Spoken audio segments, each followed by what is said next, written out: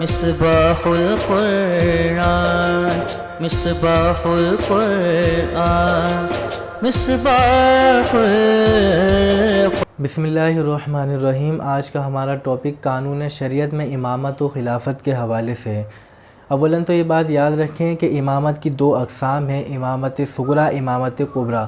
امامت صغریٰ سے مراد کہ نماز کی امامت، اور اس کا تفصیلی بیان نماز کے احکام میں آئے گا، اور امامت کبریٰ سے مراد کہ نبی کریم صلی اللہ تعالیٰ علیہ وسلم کا نیابت مطلقہ ہونا، یعنی نبی کریم صلی اللہ تعالیٰ علیہ وسلم کے بعد آپ کے نائب کا ہونا، جو دنیاوی اور دینی معاملات کو عام تصرف کے ساتھ اختیار کر سکے، اور اسی طریقے سے غیر معصیت والے کام میں تمام جہاں کے مسلمانوں سے بیعت کروا سکے۔ اور اسی طریقے سے امامت کبریٰ کے لیے کچھ شرائط ہیں جو زیر سماعت کروں گا۔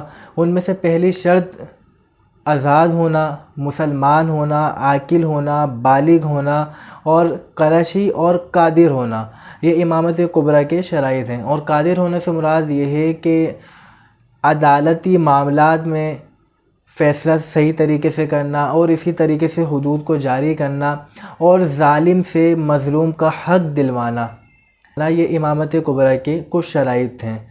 اب خلافت سے مراد یہ ہے کہ نبی کریم صلی اللہ تعالیٰ علیہ وسلم کے بعد آپ کا خلیفہ ہونا، اور حضرت ابوبکر صدیق رضی اللہ تعالیٰ عنہ جو خلیفہ بلا فصل ہیں، جنہیں نبی کریم صلی اللہ تعالیٰ علیہ وسلم نے اپنی زندگی میں ہی امامت کے منصب پر فائز کر دیا تھا۔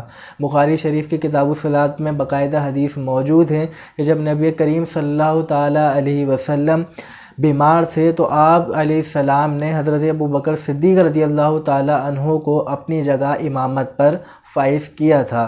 حالانکہ حضرت عائشہ رضی اللہ تعالیٰ عنہا نے بار بار عرض کری تھی کہ یا رسول اللہ صلی اللہ تعالیٰ علیہ وسلم حضرت علی کو امامت کے لیے بھیج دوں، لیکن نبی کریم صلی اللہ تعالیٰ علیہ وسلم نے فرمایا ابوبکر کہاں ہیں، ابوبکر کو امامت کے لیے بھیجو۔ اور حدیث کے مطابق نبی کریم صلی اللہ تعالیٰ علیہ وسلم نے خود حضرت ابوبکر صدیق رضی اللہ تعالیٰ عنہ کی امامت میں نماز پڑھی تھی۔ پھر حضرت ابوبکر صدیق رضی اللہ تعالیٰ عنہ کے بعد حضرت عمر فاروق رضی اللہ تعالیٰ عنہ خلیفہ بنے۔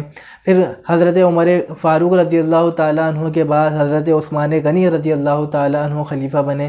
پھر حضرت علی رضی اللہ تعالیٰ عنہ خلیفہ بنے۔